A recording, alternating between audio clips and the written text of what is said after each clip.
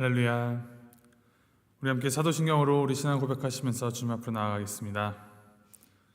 전능하사 천지를 만드신 하나님 아버지를 내가 믿사오며 그 외아들 우리 주 예수 그리스도를 믿사오니 이는 성령으로 잉태하사 동정녀 마리아에게 나시고 본디오 빌라도에게 고난을 받으사 십자가에 못 박혀 죽으시고 장사한 지 사흘 만에 죽은 자 가운데서 다시 살아나시며 하늘에 오르사 전능하신 하나님 우편에 앉아 계시다가 저리로서 산 자와 죽은 자를 심판하러 오시리라.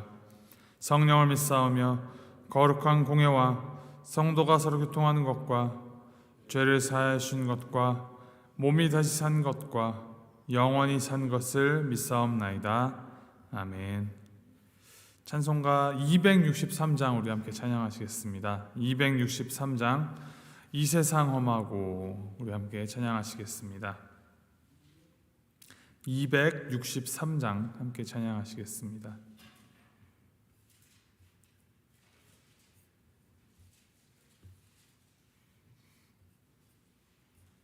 찬송가 263장 이 세상 험하고 함께 찬양합니다.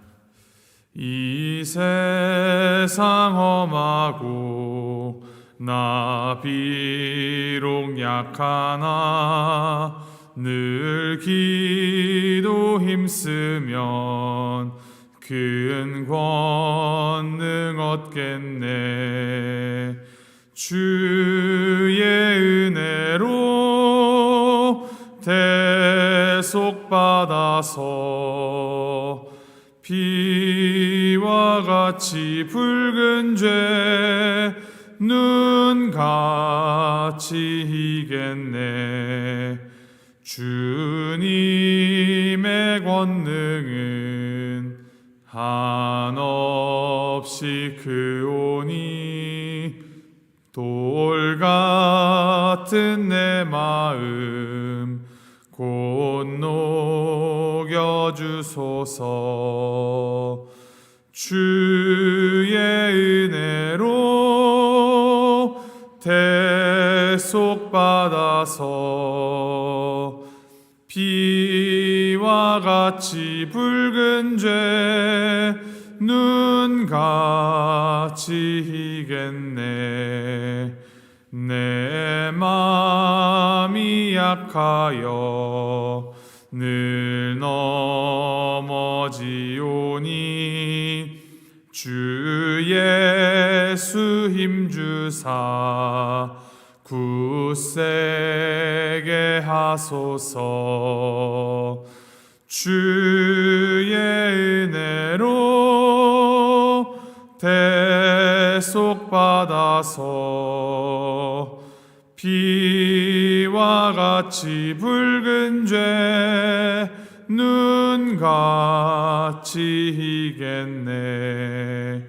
죄 사함 받은 후 새 사람 되어서 주 앞에 서는 날 늘 찬송하겠네.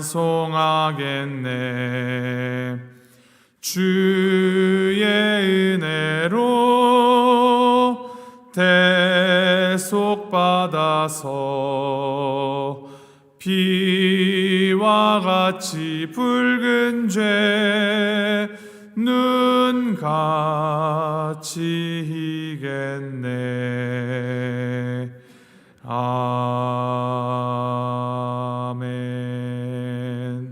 아멘. 하나님께서 우리에게 주신 말씀 예레미야가 4장 1절부터 10절까지 말씀입니다. 예레미야가 4장 1절에서부터 10절까지 말씀 우리 함께 교독하시겠습니다.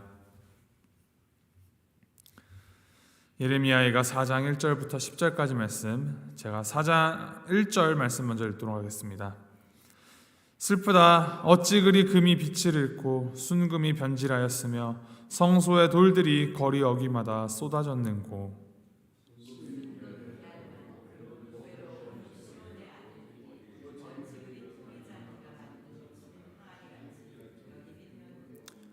들깨들도 젖을 주어 그들의 새끼를 먹이나 딸 내 백성은 잔인하여 마치 광야의 타조 같도다.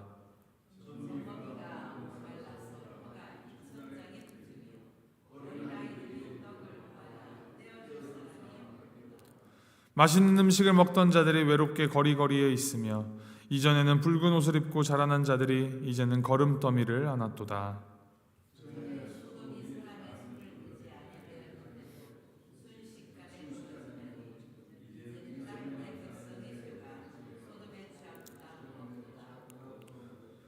전에는 존귀한 자들의 몸이 눈보다 깨끗하고 젖보다 희며 산호들보다 붉어 그들의 윤택함이 갈아서 빛낸 청옥 같더니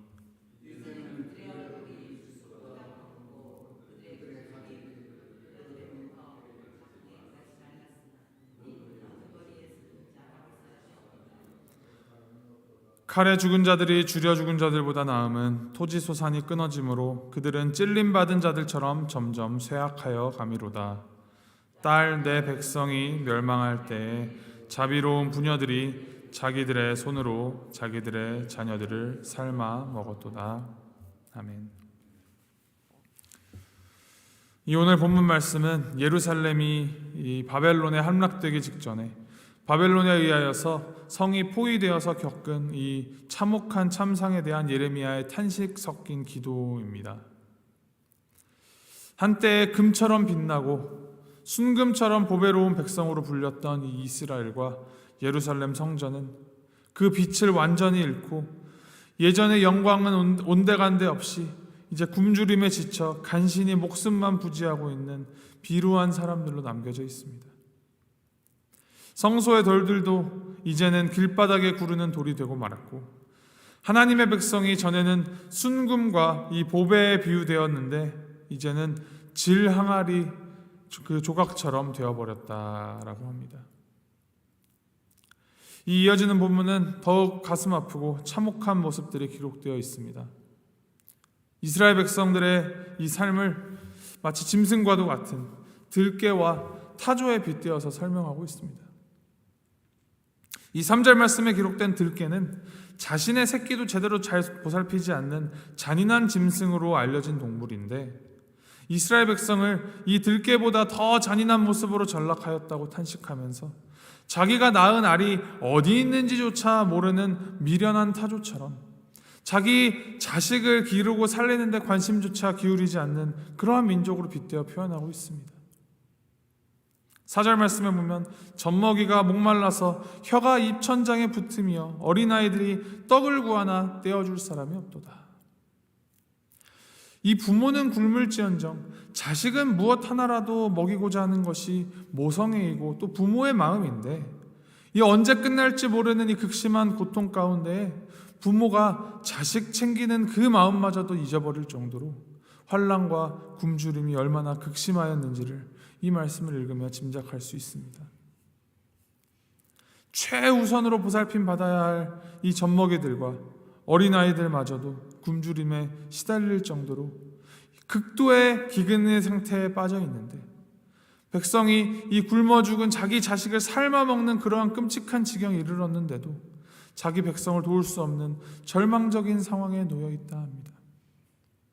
당시 이스라엘은 이 예루살렘 함락 직전까지 바벨론에 항복하지 않겠다고 성문을 굳게 잠가놓고 항전하였지만 이 모든 보급이 끊겨버린 그 상황이 오래될수록 오히려 백성들의 고난과 고통이 더해지고 가중될 뿐이었습니다.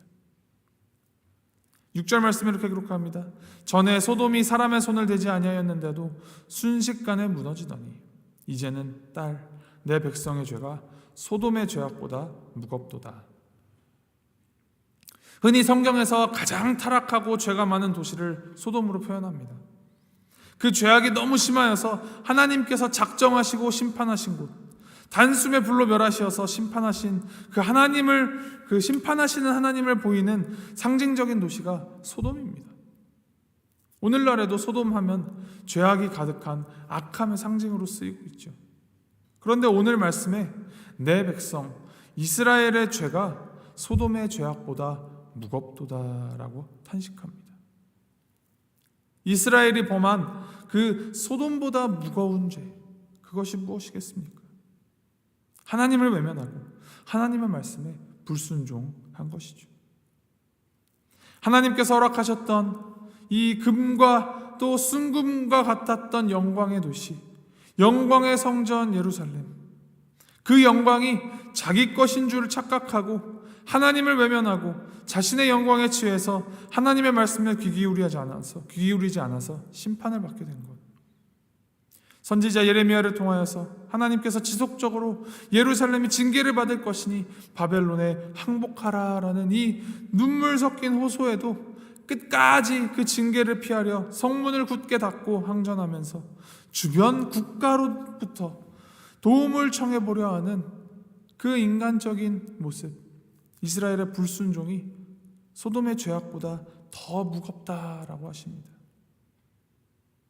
심판하시는 하나님을 외면하고 심판을 피해보고자 발버둥 치는데 오히려 더 깊은 늪으로 빠져들며 더욱 고통받는 모습, 그 모습은 소돔의 죄악보다 더 무겁고 무서운 죄악으로 오히려 더 큰 고통 가운데 허우적거리게 됩니다. 이 얼마나 비참한 모습입니까? 9절 말씀에 보면 차라리 칼에 죽은 자들이 굶주려 죽은 자들보다 더 낫다. 목숨을 연명하는 그 모상회가 지극하던 부녀들까지도 자신들보다 먼저 죽은 자기 자식들의 사체를 삶아 먹는 인간성을 상실하는 그 끔찍한, 그야말로 지옥이 펼쳐지고 있습니다. 이 장면을 머릿속에 그려보자면 지옥이 어디 멀리 땅끝 저기 어딘가, 저 지하 어딘가에 있는 것이 아니라 인간이 그 죄악을, 이 마음 가운데 있는 죄악을 아무런 여과 없이 펼쳐내는 곳, 하나님이 주신 양심과 인간성을 상실하고 그 죄악된 본성을 그대로 드러내면 그곳이 지옥과 다름이 없겠다 하는 생각이 듭니다. 이 말로 다 할 수 없고 너무나도 참혹한 예루살렘의 비참함은 하나님 앞에서 빳빳하게 목을 고추 세우고 숙일 줄 몰랐던 그 이스라엘의 교만이 불러온 결과입니다. 결국 오늘 본문을 읽어내려 가면서 우리가 묵상해야 할 것은 그렇게 찬란하고 빛나던 이스라엘과 그 예루살렘 성전의 영광이 아무리 그것이 빛나고 소중해 보일지라도 그 영광이 어디로부터 나오는지를 잊어버린다면 아무런 소용이 없다라는 것입니다. 결국 우리가 받은 이 모든 것들이 다 하나님의 은혜입니다. 하나님께서 주신 것입니다. 그렇게 자신들은 선택받았다며 교만하였던 이스라엘은 과거의 그 영광은 말할 것도 없고 후에 미래, 자기 자식들까지도 지켜내지 못하는 초라하고 힘이 없는 존재임을 보여줍니다. 하나님을 밀쳐내고 자신들만 지켜 세우던 이스라엘이 하나님의 심판 앞에서 그 심판마저 외면하며 자신을 정당화하려 하여도 오히려 그것은 하나님의 부재하심, 하나님이 우리 안에 계시지 않음이 얼마나 참혹하고 비극적인지를 보여줍니다. 그래서 우리는 지금 당장 하나님께로 돌아가야 합니다. 하나님이 우리에게 모든 것을 은혜로 허락하신 주님이시며 주님을 배반하였던 우리의 그 죄악을 하나님 앞으로 가지고 가 용서를 구하고 주님의 그 긍휼하심 앞에 회개함으로 나아가야 합니다. 그리고 새 사람 되어서 변화하여서 주님과 동행하기로, 주님께서 가시는 그 길 따라가기로 결단하며 따라가야 합니다. 정말로 감사한 것은 하나님께서는 예수 그리스도의 그 십자가 보혈, 그 보혈피로 모든 죄를 다 사하여 주시며 주님 앞으로 나오는 모든 자들에게 구원을, 영생을 약속하셨습니다. 주님을 믿는 우리는 주님의 그 보혈피로 모든 죄가 다 용서받았습니다. 중요한 것은 이 마지막 시대를 살아가는 우리가 이미, 그러나 아직, already but not yet, 그 하나님의 나라를 소망하며 그 살아가는 우리의 오늘의 모습이 완성된 모습이 아니라 매일매일 삶 가운데에서 더욱 주님을 닮아가는 성화의 삶을 살아가야 한다는 것입니다.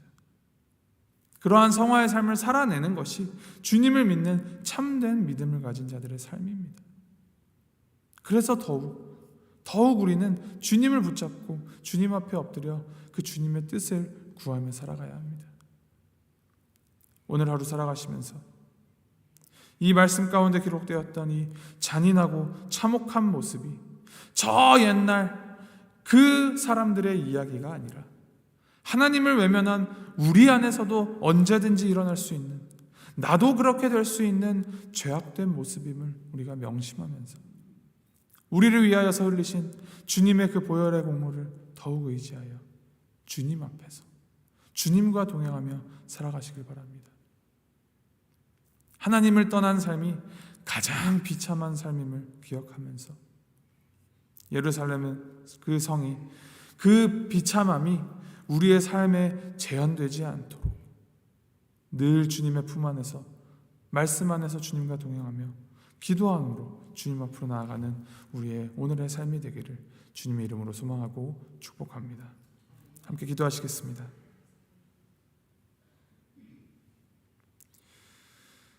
하나님 아버지,